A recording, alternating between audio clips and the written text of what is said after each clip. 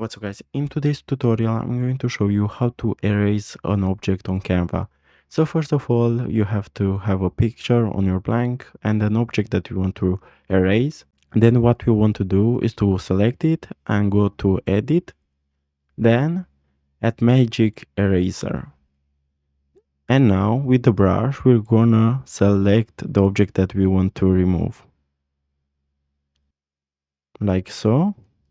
Then, after you selected the entire object, what you want to do is to click on erase, and now it's erasing.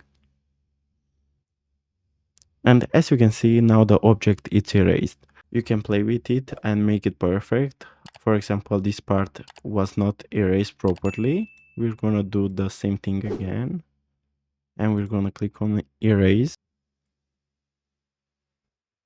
And as you can see, we successfully removed the object that we wanted to remove. So guys, this was the tutorial. Thanks for watching and don't forget to like and subscribe.